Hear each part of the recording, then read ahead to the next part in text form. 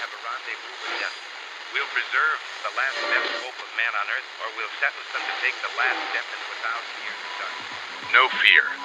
No political correctness. No wokeism. You're listening to Underground USA.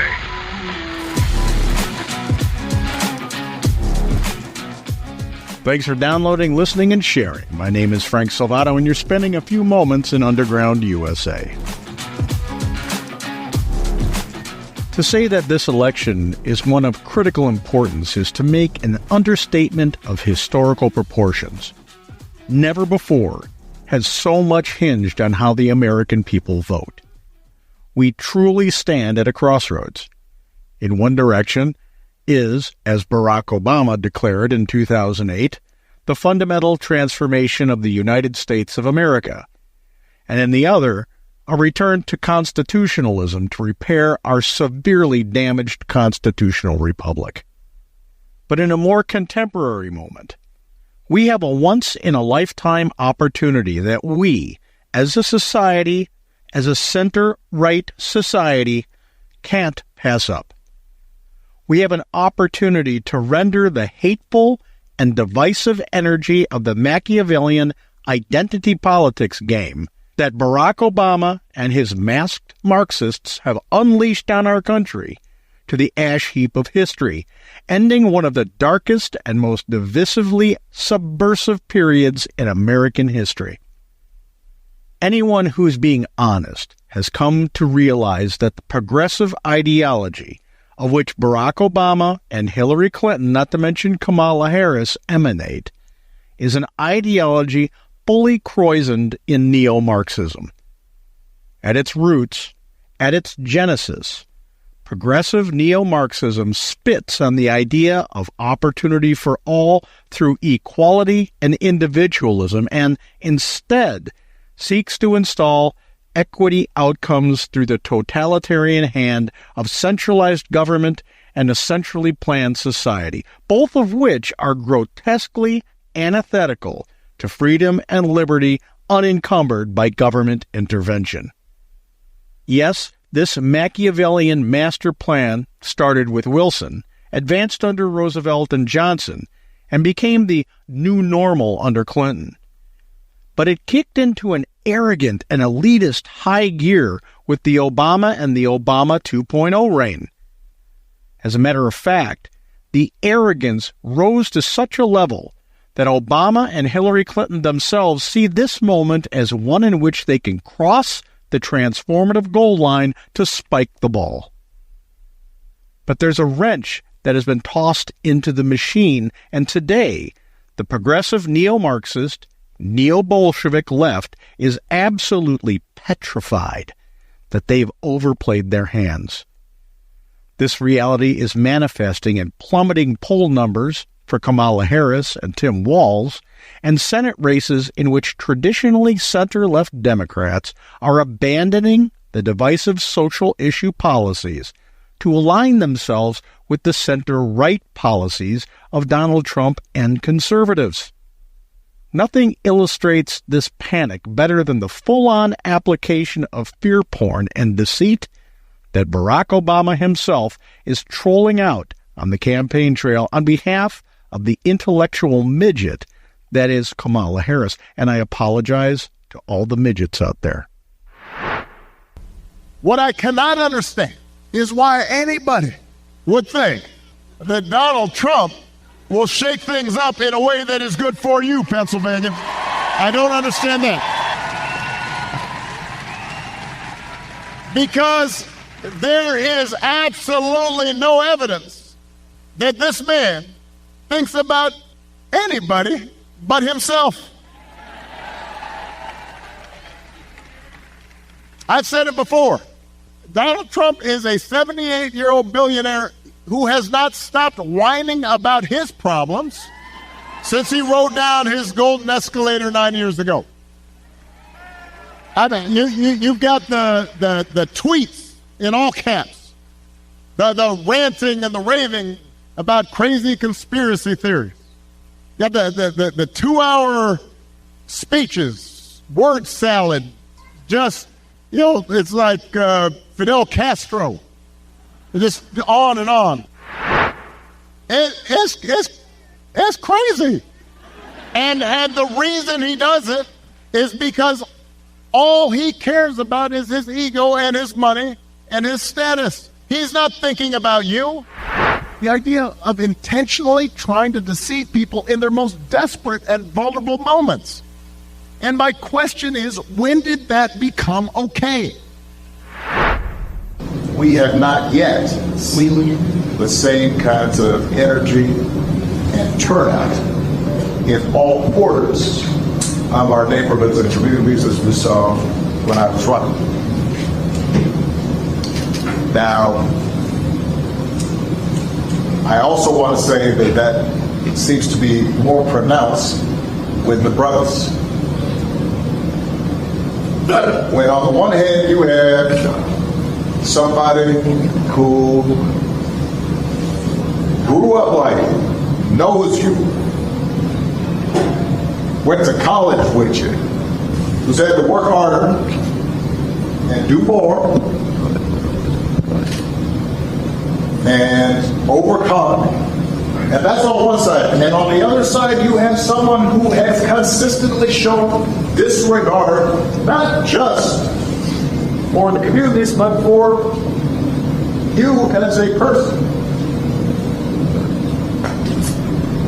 And you're thinking about sitting down, and you're coming up with all kinds of reasons and excuses.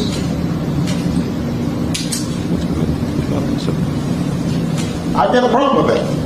Because part of it makes me think, I'm speaking to men directly, part of it makes me think that, well, you just aren't feeling the idea of having a woman as president. And you're coming up with other alternatives and other reasons for it. These aren't ordinary times, and these are not ordinary elections. We are 5 days away from fundamentally transforming the United States of America. Obama's full-throated Machiavellian divide-and-conquer identity politics of smear, untruth, and deceit is in full swing there. And his attempt to smear the brothers, well, he only trots that crap and his bullshit ethnic accent out when he's pandering to the black community. Well, it's transparent in its desperation. And then the indignant prick had the unmitigated gall to say this. I don't understand how we got so toxic and just so divided and so bitter. And I get why sometimes people just don't want to pay attention to it. And we all have friends like that. We have family members who are just like, it's all a circus out there. I get that. The hypocrisy makes me want to vomit. And then we have the Vice Dalton Chief, Kamala Harris, rolling out the old standby, Trump is Hitler, in one of the lamest attempts at stoking fear that the American people have seen since the propaganda campaign of the imperialist Japanese and Tokyo rose during World War II. He wants a military who will be loyal to him personally, one that will obey his orders even when he tells them to break the law or abandon their oath to the Constitution of the United States. In just the past week, Donald Trump has repeatedly called his fellow Americans the enemy from within, and even said that he would use the United States military to go after American citizens. And let's be clear about who he considers to be the enemy from within. Anyone who refuses to bend a knee or dares to criticize him would qualify, in his mind, as the enemy within. Like judges, like journalists, like nonpartisan election officials. It is deeply troubling and incredibly dangerous that Donald Trump would invoke Adolf Hitler, the man who is responsible for the deaths of 6 million Jews and hundreds of thousands of Americans. Important to note is this. Both of these attempts to stoke fear took place in Pennsylvania, a must-win state for the Harris-Walz campaign, and where evidence in exit polls suggests traditionally reliable voters, especially black voters, are abandoning the Democrat Party in startling numbers. No, she is not presidential, and it will definitely come back to haunt people who vote for her. I think as long as people just don't really look for context in what they're saying or what she's saying, they'll just go along with it. They'll just go along. I was actually listening to a Tim Walz rally today. Just going for those applause moments and those stuff that will appeal to your emotions, but when in reality they're just intellectually and emotionally manipulating you. So absolutely no, she's not presidential, and it will definitely come back to bite people. I agree 1,000%. Why do you agree? I mean, I've listened to a bunch of interviews that she's done, and I think she's done maybe like 3 outside of the presidential debate, and you can tell like she doesn't know what to say, and it's like she's reading from a teleprompter. You can see her eyes, but that one she wasn't reading from a teleprompter. That's how you know she didn't know what to say, and that's how she had to get out of there on time. So yeah, there's a bunch she doesn't. She says a whole bunch of nothing, man. So I definitely agree with Spaces said. Yeah, I agree as well. She never answers questions.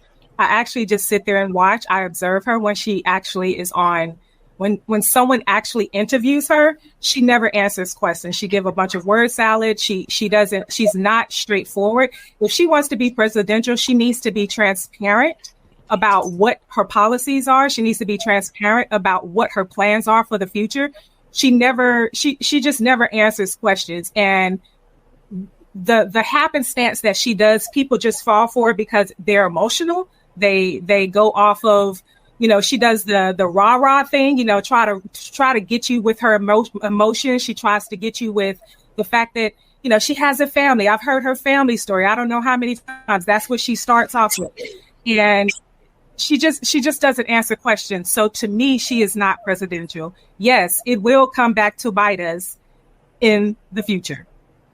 Let me ask you a question to follow up on that. Is there anything that you like about her? Not a single thing. No. Hold on. Wait. Before y'all answer, I want y'all to. This all culminates in this singular point. This election is so much more than the contrived, overglorified junior high school popularity contest that the mainstream media complex is trying to impose upon the American people. It's not about whether you like Kamala Harris or hate Donald Trump enough to vote one way or the other.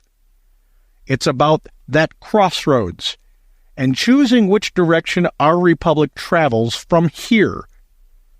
Do we continue down the liberty-killing road to totalitarian-ruled serfdom with a vote for Kamala Harris and vote for the fundamental transformation of the United States of America? Or do we vote for Donald Trump and a return to constitutionalism to repair our severely damaged constitutional republic so that liberty and freedom, so that representative government that serves the people is preserved for our children and future generations? I begged anyone who would listen in 2008 not to allow the neo-Marxism of Barack Obama to ooze out of the Chicago machine, to allow that neo-Bolshevik genie to escape the bottle. Once out, I warned, it would take divine intervention to jam that destructive genie back into the bottle.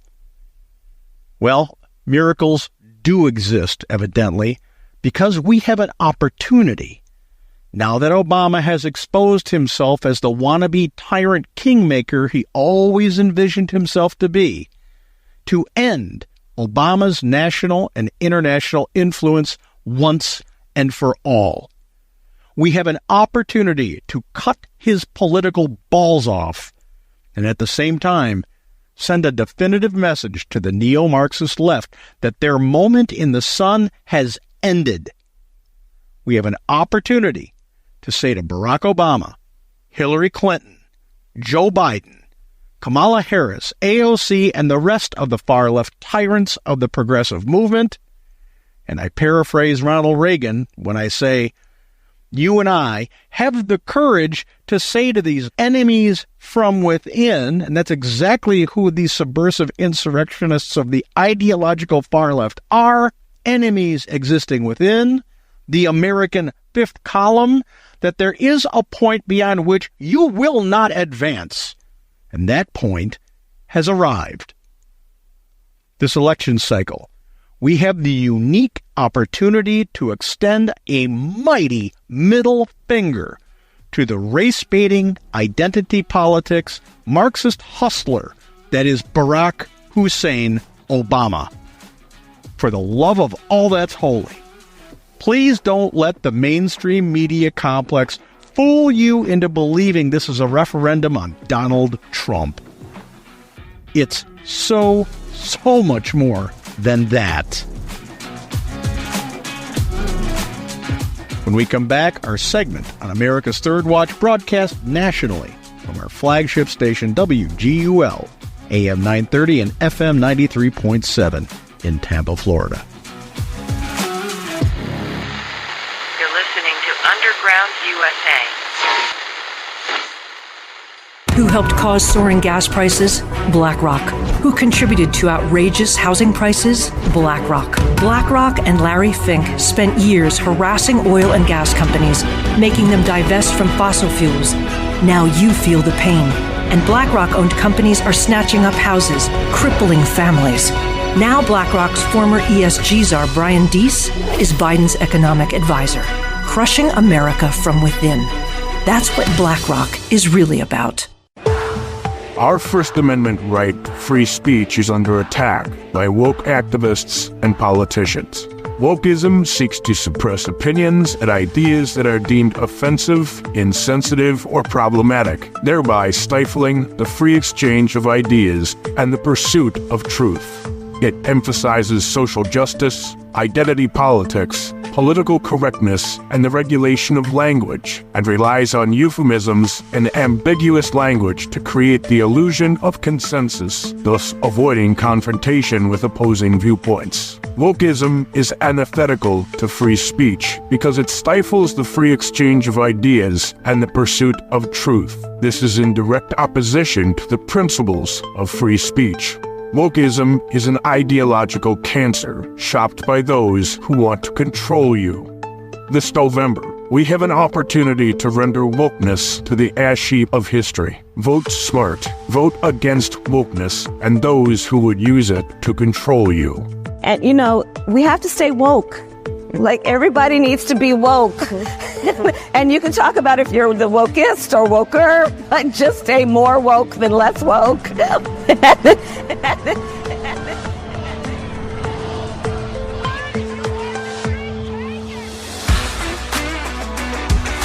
News, insight, passion. AM 930, The Answer.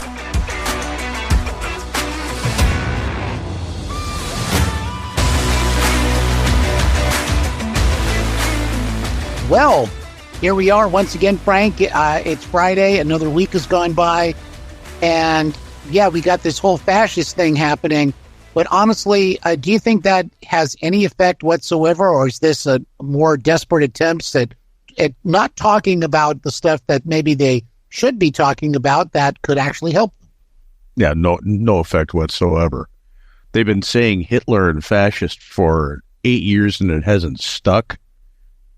So the idea that you just continue something that's not working is a sign of desperation.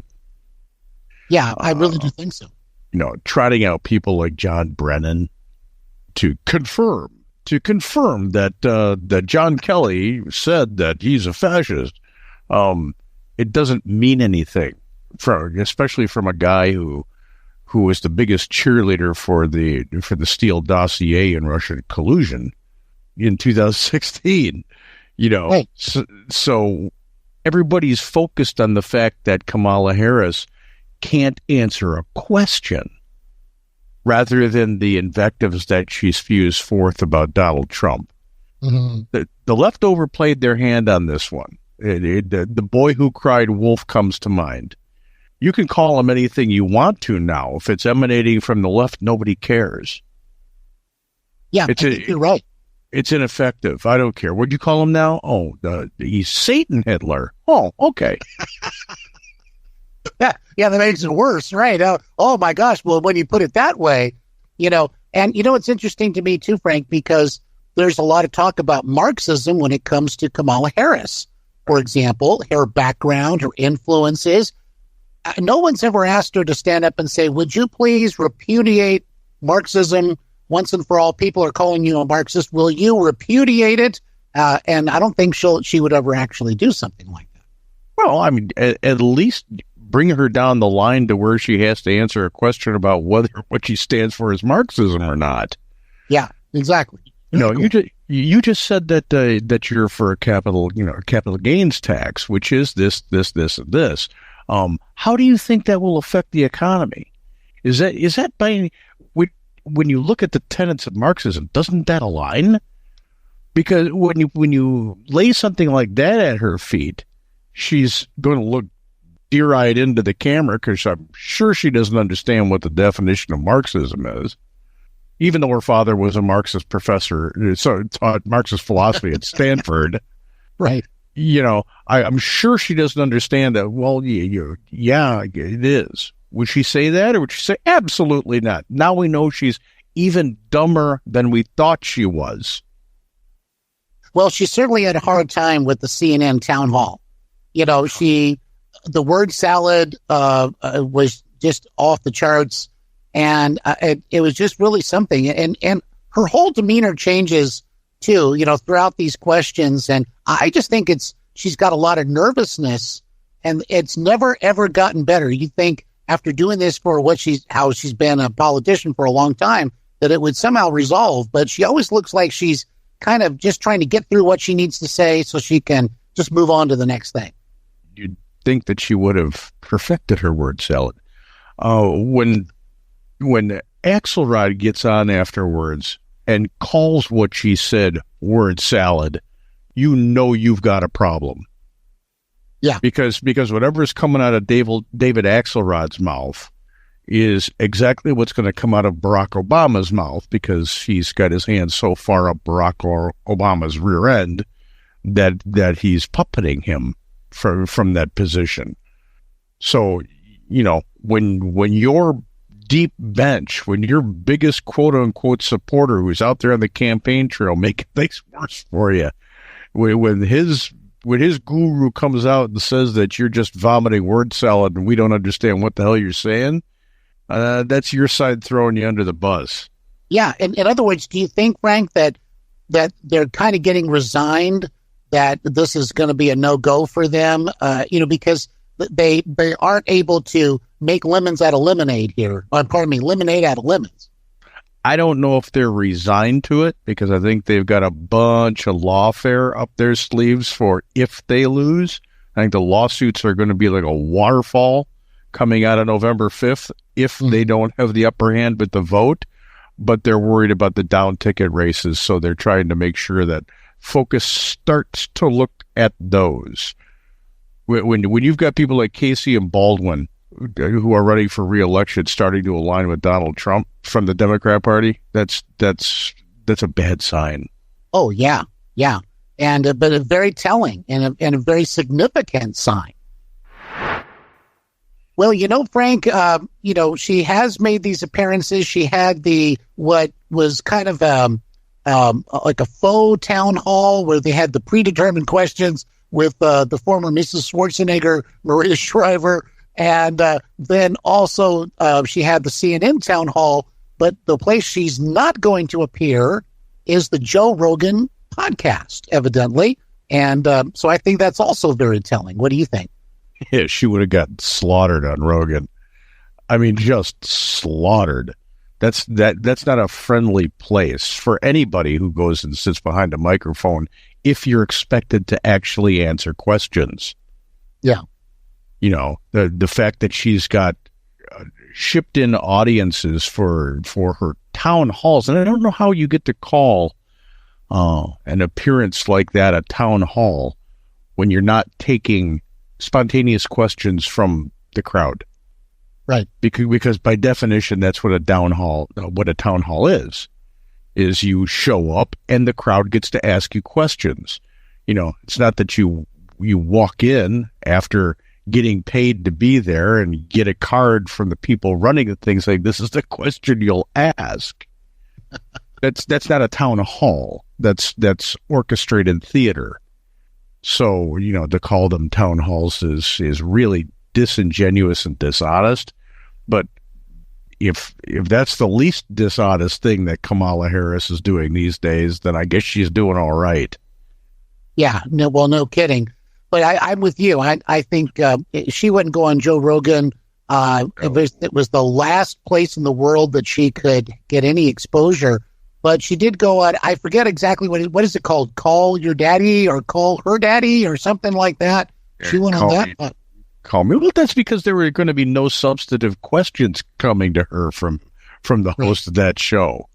Right. It's a show about alternative sex relationships. And she tends to be a little bit of an expert on that, seeing as how she started her political career in the first place. That was an alternative arrangement, if you ask Mrs. Brown. Right. She was even asked at one point, there's that video that came out, someone asking, are you his daughter? And she kind of did not like that question at that time. No. Don't my D-pads give me away. But I'm telling you, in these last days, we've got 11 days right now to get to the election day. So she's not going on Joe Rogan. She's doing these staged appearances. And at the same time, Donald Trump is going to go to Madison Square Garden in New York, 1 week before the election, basically. Do you think that there's any chance that New York is in play, or why is he doing this if it's not one of the battleground states like Michigan or Pennsylvania, things like that? That's because he's going everywhere. Yeah. He's gone to the Bronx, and getting the response that he got in the Bronx made headlines.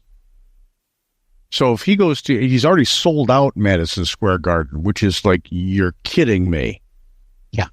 That's something that Michael Jackson and the Beatles do, to sell out Madison Square Garden. Billy Joel sells out Madison Square Garden.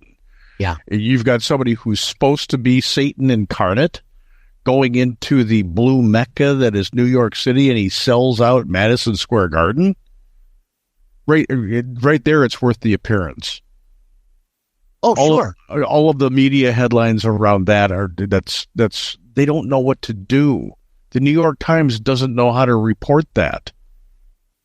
What are people going to see? If they hate him so much, if he's such the Antichrist, why are New Yorkers, why are people from Manhattan going to see him? It kind of explodes the narrative that they've been shopping, that Trump is this evil, crack the earth kind of Antichrist. When you can sell out Madison Square Garden, when you can go to the epicenter of everything that's supposed to be anti-Trump and sell out.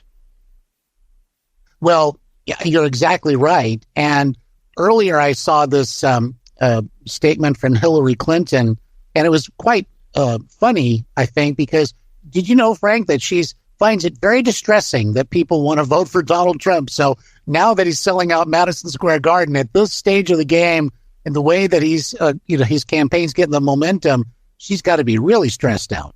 Somebody's got to inform Mrs. Clinton that the only female in U.S. politics today that is less likable than she is running for president. Nobody cares what Hillary Clinton says anymore. She is a washed-up, disgruntled, bitter has-been. The fact that they keep trotting her out there to spew her venom, the nation said no the first time. Then they said no the second time. So who cares? Who cares what Hillary Clinton has to say? Until she could sit down and actually defend her Wellesley thesis about how fantastic and wonderful Saul Alinsky is, I don't want to hear a peep from her or her husband. And he had the better, he was more likable. the womanizing philanderer, the misogynist that was her husband, the person that the Me Too movement should have been railing against. Yeah, no. Bill Clinton is more likable than Hillary Clinton. So what does that tell you? Yeah. Well, the one thing I'm really hoping, Frank, is that I guess if we have any takeaway from Kamala Harris is that we will turn a page. Hopefully we turn a page away from the Hillary Clintons and all this stuff that like you're just talking about right here. You know, why is it that they somehow have become this royalty, you know, that that are constantly being injected into our political discussions? Well, that's actually the subject of a piece that's coming out today. Cool. Our opportunity to turn the page on not only the Clintons but the Obamas. This will, if Kamala Harris gets destroyed, and I pray that she does at the ballot box. I hope it's a landslide destruction on November 5th for Kamala Harris and the Democrat Party. If that comes to pass, then there is no reign of Obama anymore. He really wanted that. Mm-hmm. Hillary Clinton was envious of Barack Obama because it looked like he was going to be the kingmaker of the Democrat Party for years to come. If this election is the disaster that many people are prognosticating it will be, then that's over.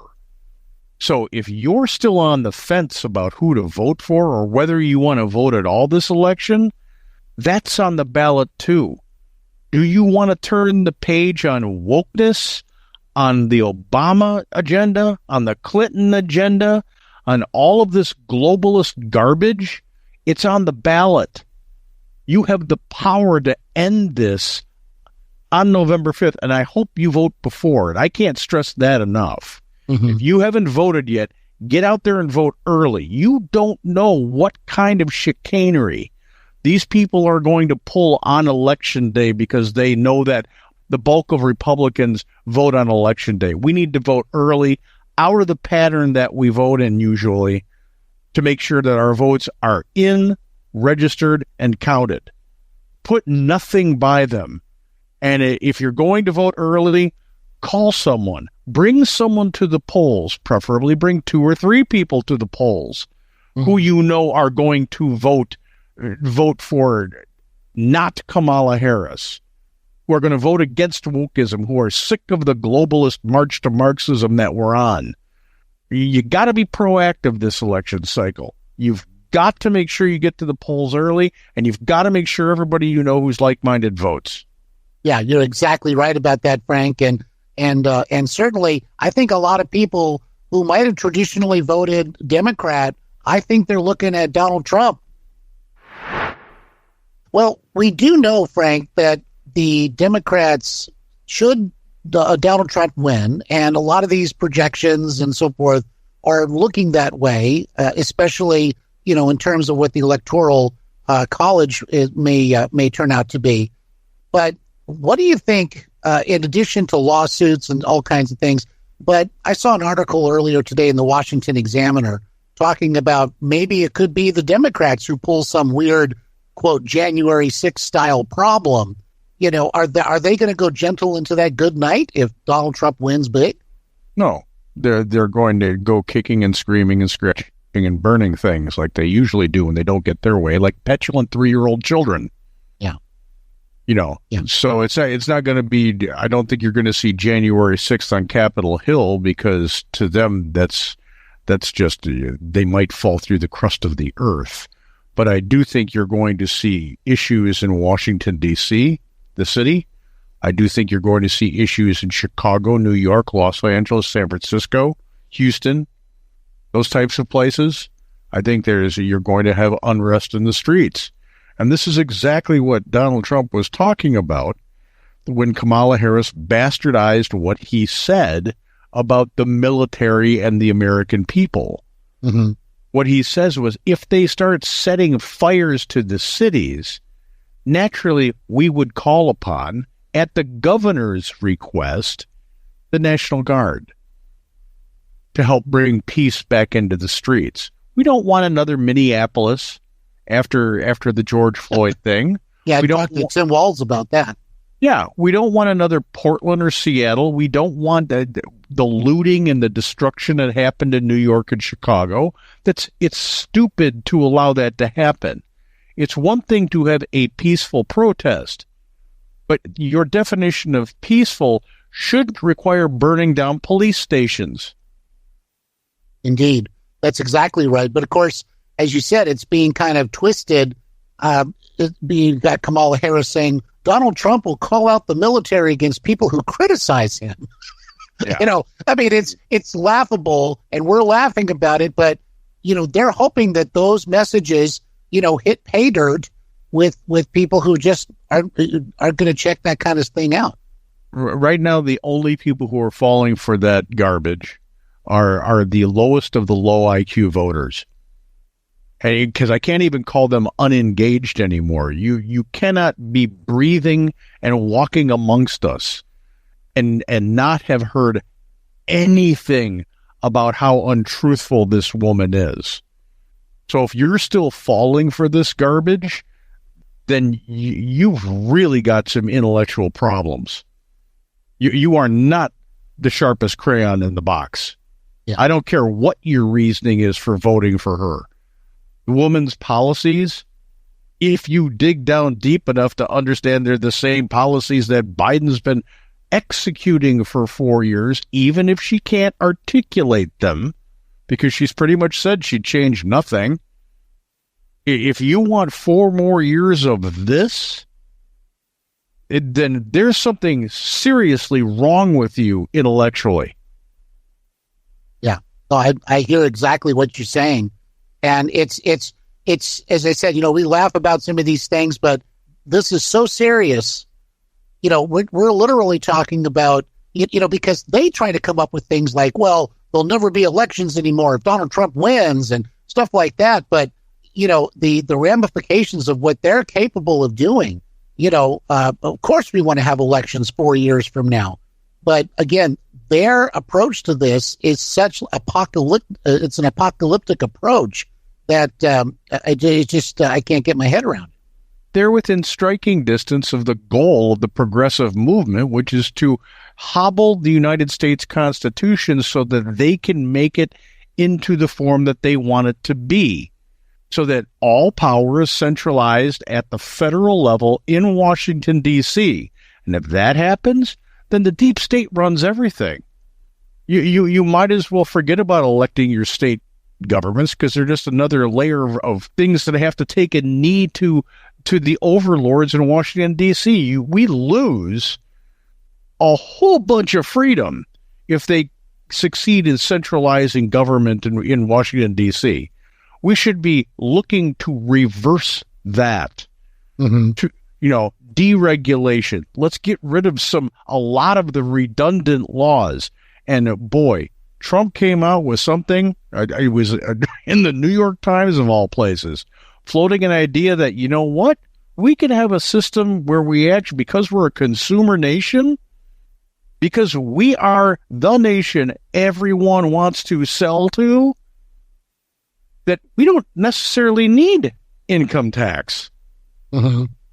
We could replace this with tariffs, so that people who want to sell to our people have to pay to play.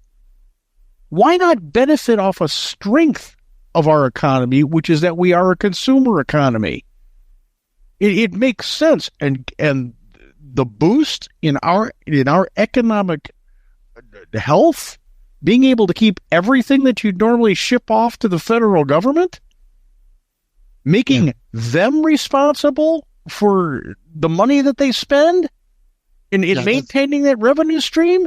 You want to talk about a plank in a platform? Yeah, it's a game changer. But that's where Trump comes from. I mean, he has to make game changing moves in business, and at the very least, float this kind of stuff so we see. And again, that's not anti-capitalism or stuff like that. It can be something smart to do. And especially where income tax is concerned. It's 100% capitalism. Yeah. It's 100% capitalism. It's instead of raping the public with yet one more regulation to create one more tax, and it increases every year, and they tax everything about you. You know, you come into the world, you're taxed. You die, you're taxed. You're taxed on everything in between. Taxed on your income, and then you're taxed when you spend your income. Everything is taxed. But to float an idea that there's an alternative to actually taxing you to death where you get to keep every single penny you make to spend in the economy, to save, to do what you want to with, that's, ladies and gentlemen, that's the definition of freedom. Mm-hmm. Oh, exactly. But when you're talking about the centralization of power as they want to do, I mean, then we just become the vassal states of America. Well, and that's not cool. And they want that because this is how they can curry favor with the crony capitalists that fuel their campaigns. Mm-hmm. Do you need a tax carve out? Because I can help you with that. K Street would go away. The power of K Street in the lobbying industry would tantamount to go away if this was the case. Because why would they need lawmakers? Lawmakers wouldn't be able to carve their friends' tax breaks out. Yeah, and it wouldn't be so attractive to go to Washington so you could return back as a millionaire a couple of, million times over, when you got there with almost nothing. I'm not sure it would be easy to become a millionaire if you were elected to federal office if you weren't able to carve out tax hunks for your friends. Exactly. So all of a sudden you would have people that actually want to serve the people going to Washington. Oh, wow, what a concept. Exactly right. And that's again, and it goes back even to the founding of the Republic, where that was the notion. You'd go to government, you'd serve for a time, then you go back to your private life. And it wasn't supposed to be a career, and it certainly wasn't supposed to be a source of enrichment.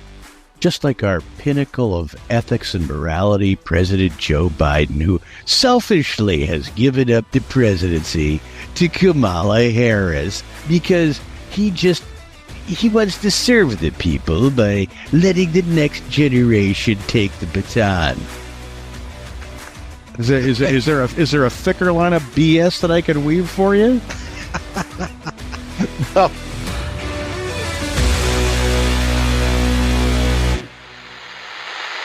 You're listening to Underground USA. The federal government is becoming more centralized by the day. Opportunistic politicians are centralizing power in Washington, D.C., and incrementally whittling away at our rights. Should the worst-case scenario play out and Kamala Harris and Obama 3.0 assume power on November 5th, we must be prepared with a plan to rein in the Marxism they will unleash through the federal government. Nullification, the case for decentralizing the federal government by Frank Salato, lays out a plan in which the state governments can claw back their sovereignty from the overreach of the federal government, saving us from a second bloody civil war. Arm yourself with the knowledge of this nation-saving option. Get your copy of Nullification, the case for decentralizing the federal government, available on Amazon.com in Kindle form and paperback. When a government restricts the free speech of its people, it disrupts freedom and societal function, casting a shadow over the democratic process and the diversity of ideas. Free speech restrictions lead to countries where only certain viewpoints are heard. They stifle opposition and reduce the democratic process to a disingenuous formality. When people fear repercussions for their speech, they self-censor. This doesn't just limit controversial or offensive speech, but also destroys innovation, creativity, and even necessary discourse. Over time, this leads to a homogenization of thought, where only safe or approved ideas are expressed. And suppressing speech doesn't eliminate the underlying issues or beliefs, but drives them underground. Governments that curtail free speech do so to maintain control. When speech is controlled, it's easier for those in power to manipulate narratives, suppress dissent, and maintain their grip on power. That's why, when Kamala Harris says this, we should all be alarmed. There has to be a responsibility that is placed on these social media sites to understand their power. They are directly speaking to millions and millions of people without any level of oversight or regulation. And that has to stop. Any government's fascist restriction of free speech sets off a domino effect where freedom incrementally disappears. It's a foundational right that supports the structure of all other liberties, and its restriction can lead to a society where control overshadows freedom. And that appears to be quite all right with far-left Democrats, the DNC, and the Harris campaign. They're not saying it, but your right to free speech is on the ballot this November. Vote accordingly.